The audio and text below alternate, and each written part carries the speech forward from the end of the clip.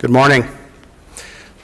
Thank you for making it. You know, it's always tough to get to that last talk in the morning, and then now I find out, good, I'm not the last talk in the morning. So for those of you who've been able to make it over to Phasespace's, the suite where we're set up, you may already know a little bit about Phasespace. If not, this will be news to you. So Phasespace is a 20-year-old company. We started out developing motion capture technology for the movies, but we found that that technology was so good that it could be used for a wide variety of applications. Robotics, human factors, all sorts of things, including VR. We've always been involved with VR since the early days. It's just that in the last 2 years, HMDs have finally gotten down in price where it's more than just Sandia National Labs, more than just, you know, the esoteric university that could afford a $20,000, $30,000 HMD. So I want to leave two things in your mind before I transition over to our partners. Phasespace is an active marker-based motion capture technology. We have effectively no limit on the size that we can track in, and the number of people we can track is very large. If you want to know exactly how large, come see me. One of the biggest deployments we have is down in Southern California. It's 120 by 60 feet, and they've been doing VR for years. Okay? We track 1/10 of a millimeter at 960 frames a second. You might say, 960 frames, that's a lot. But if you have high-speed motion, it matters. Now, you don't want to hear me talk about specs, details. So what I'd like to do is hand it over to our partners at Trihelix, Mike and Mitch. Darn. And their toys. Yippee-ki-yay. All right.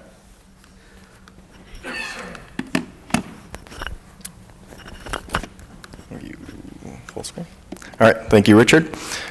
So we're Trihelix. We're one of the leading integrators of Phasespace tech in the world, and we've spent the last year and a half weaponizing this state-of-the-art motion capture system for virtual reality. We saw the tech, what it can do, and we said this is something that's not going to run up into the limits that normal optical systems do with passive markers. So they've got blinky red LEDs. You can see them strobe as I swing this, but that allows us to manufacture identical props and really scale up in a way that's unique to Phasespace. So I'm just going to burn through this really quick and show you pretty things that let you know what we're doing. So the key concept is, if you want to see a movie, you go to a movie theater. In the VR industry, it's so early that we essentially have to build theaters and cameras and projectors and the movie theaters themselves if we want people to see our experience. So we've been really working on removing the pain points that allow VR to scale up for the location-based entertainment spaces. This is what's happening now in VR venues. It's like, no, everybody sit with headphones on and in your own little world and don't talk to each other. So that's not what we do.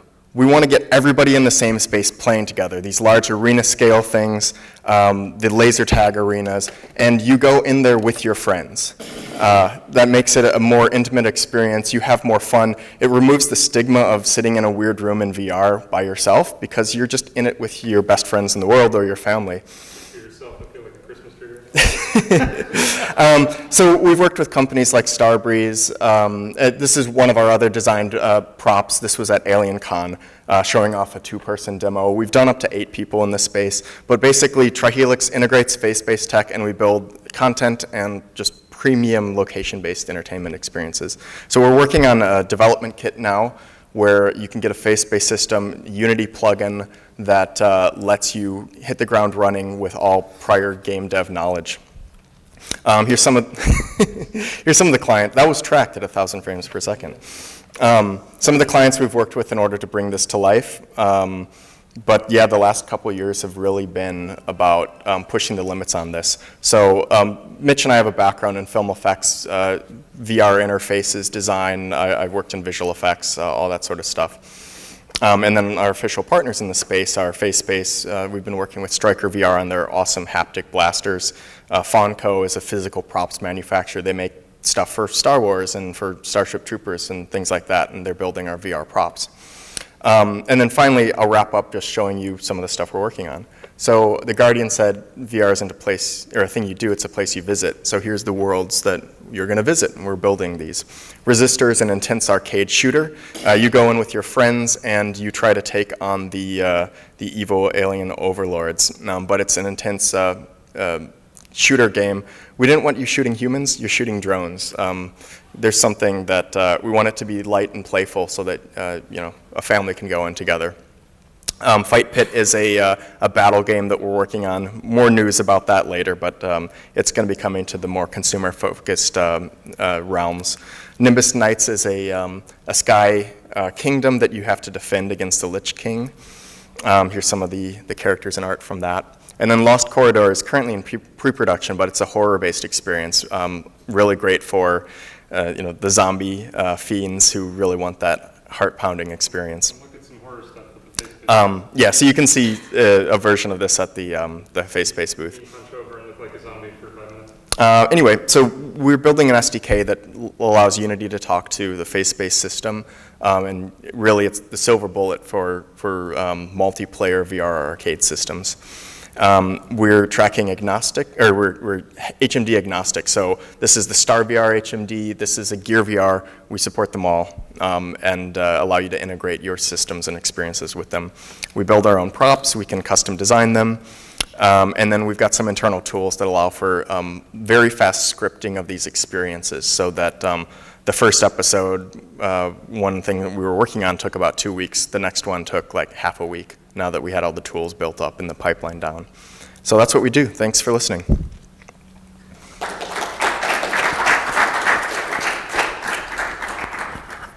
I think we have time for a couple of questions. We don't want to keep you too long. Any questions? You mentioned you work with Void. Yes. Yeah. Is your tracking No, not at the moment. Yeah, I can speak for this. Okay. what was the... Under all sorts of non-disclosure for what we're talking we about. can't talk about it. I can tell you I work with the Void. That's about all I can say, unfortunately. Any other questions?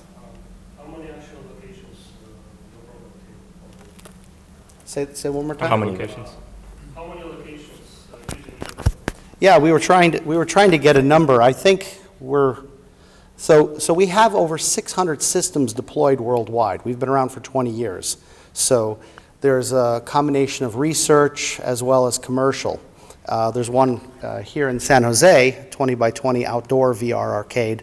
But I would say for just pure VR in the order of tens. I think so maybe about actual 25, 30. Deployed VR location, Yeah. including one right down here. Yeah. Yeah. Star Yeah. VR. Actually. Star VR is using ours. Starbreeze, they're doing the IMAX thing. They're using Phasespace tech. Any other questions? All right. If not, Jeremy? Thank you. Yeah, thank you.